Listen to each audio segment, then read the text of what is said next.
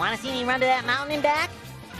You want to see me do it again? Welcome to the new and welcome to the old D-Trope cult followers. This chapter with Kikoru's character development was dope. The Daruma dropper at the end had me lit.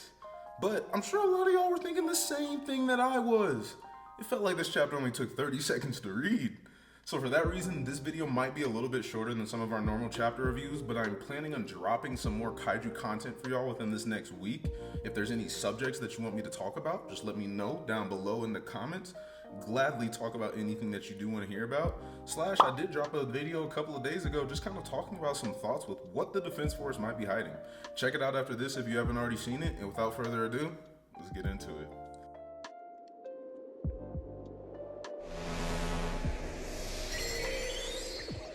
So we start off chapter 84 with Kikoru finally realizing that she doesn't just need that affirmation and belief from her parents anymore. She has Kafka that she can get it from as well. And this is slowly starting to help her break out of that mental trance that number 15 has had over her for the past few chapters. Number 15 tries to approach Kikoru, and whenever 15 goes up to Kikoru, Kikoru throws a slice at number 15's chest with her axe and actually manages to cut 15. From there, number 15 asks itself, what's going on? Is my mind attack not working on Kikoru anymore? Where she realizes that her attack is working just fine. In this mental attack, Kikoru is still telling herself that I'm still so sad and lonely. I miss you, Dad. I miss you, Mom. I really did join the Defense Force, Mom, and I'm even ranked the #1 in the class. Isn't that great? Dad, I wanted to take down a whole bunch of kaiju just like Mom so that I could bring a smile to your face. And then Kikoru just goes to apologize to both of her parents. She apologizes to her mother for passing away during that fight with number 6. And then she apologizes to her father because she didn't make it to isao in time before number 9 could absorb isao during the ant raid. And number 15 is obviously happy with this, right? Number 15 still sees Kikoru down and thinks that its mental attack is working and says, exactly, Kikoru. Neither of them are here to praise you anymore, so what's the point in trying? And little Kikoru wipes away her tears and says, nah, but I was wrong. And then she looks up and sees Kafka Hibino in the mental attack from number 15. It was just a hype moment, dog. It's also funny just to see Kafka standing with his hands on his hips and honestly just see how much better the manga version of Kafka looks compared to the anime version. I digress, but it was funny just to kind of think about those comparisons in my head. But even then, Kikoru says it's not just him that she wants to feel supported by. She wants to make Reno proud. She wants to make Iharu proud. She wants to make Aoi proud. She wants to make Hoshina proud, Mina proud. She wants to be somebody that everybody in the 3rd division can be proud of. And we called this so long ago, dog. Just like we've always said, everybody in the 3rd division has always been proud of Kikoru. She's always been a role model through example because she's always been one step ahead of everybody, dog. Even whenever we think about the number 10 raid, when nobody could touch those wyvern type Kaiju, and Kikoru came in and said, just use my overwhelming power, and was literally blasting these kaiju through the front of them with her axe. It's moments like that where everybody in the Defense Force is wondering, how is she the youngest one here, but she's stronger than all of us? So, I was really happy to see this moment, just to build all the way up from, she needed this affirmation herself, bro. Like, she needed to know that it wasn't just her parents that she can get affirmation from. She can also get affirmation from the same people that she wants to support and make proud. So this was an awesome full circle moment for Kikoru, and I loved it. From here, bro, honestly, Matsumoto drew this part of the manga in chapter 84 to translate over perfectly to an anime episode, and it was funny to read it because it was the most hype part of this chapter, but also cliche in the best way at the same time, right? I don't mean cliche in a bad way at all, but just the most shonen-esque type of dub that Kikoru could have ever took. She breaks out of that mental trance and says, now commencing neutralization of Kaiju number 15, and launches towards number 15, and says squadron style axe technique number 2. While she's launching towards number 15, we see 3 different still shots of Kikoru. One of very young Kikoru that was crying in that dream. Then we go to mid-level Kikoru that was probably around the age whenever she was studying inside of that college in California. And then we go to Kikoru whenever she first joins the defense force and is wearing a normal suit. And then she slashes off both of number 15's hands using the water skimmer and actually has on, obviously, the number 4 suit.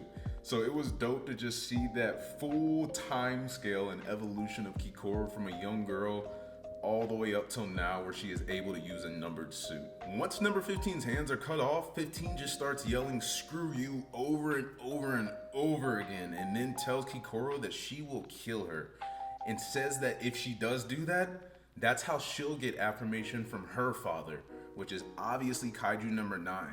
And it was honestly very interesting to kind of see this part. On one hand, it was interesting because number 15 has the exact same weaknesses as Kikoru, right? She wants affirmation from her father, and number 15 wants affirmation from number 9. So, was number 15 made in order to be a weakness of Kikoru, or did number 15 just know how to attack Kikoru because number 15 was literally all the memories of isao that number 9 had, right? So, no, it was crazy to see that because, yeah, like I said, number 15 had the exact same insecurities that Kikoru had, but the difference is number 15 tried to use those to attack Kikoru, which only made Kikoru stronger, while number 15 never faced those same problems head on, and this is the difference in why a human beat the monsters this time. But finally, Kikoru charges towards 15 for the last time and is using squadron style number 6 and says, "Thank you, number 15, for exploiting my weaknesses. Thanks to that, I've gotten stronger," and used a Ruma dropper 10 hit and sliced 15 up into 10 separate pieces.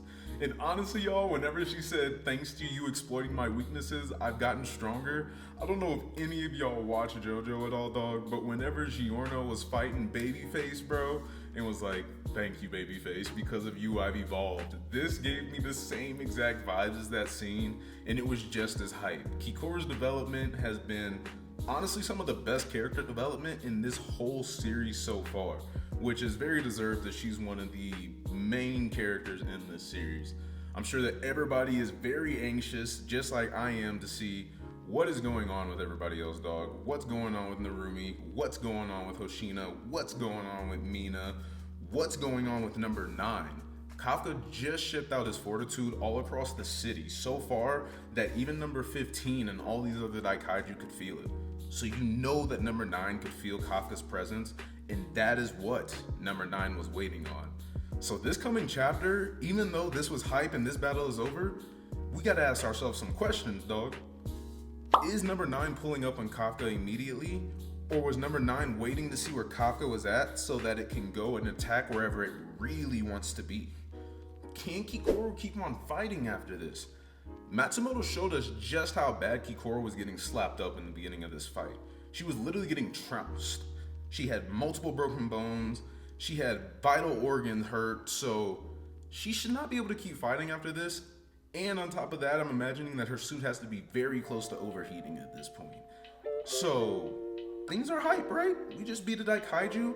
But honestly, I'm really starting to feel like 11 through 15, like I said last video, these DAIKAIJU were honestly fodder, dog. They are not something that is going to, they weren't the end all be all for number 9. They are doing exactly what number 9 wanted to do, and that is weaken the defense force before he comes in with his wave 2 of attacks. What is that wave 2 of attacks about to be? Who knows, but we are about to get a lot of developments about the war this next chapter, just with how decisive an ending this chapter 84 was. So I'm hyped to see that. Like I said, because this chapter was short, I'm gonna drop some more content here within the next week. So let me know what you want to see in this series, or I will just make my own topic video. But yeah, man, arigato mas if you did stay and watch this whole thing. As per usual, Kikoru bossing up. And other than that, I will catch y'all later. Peace.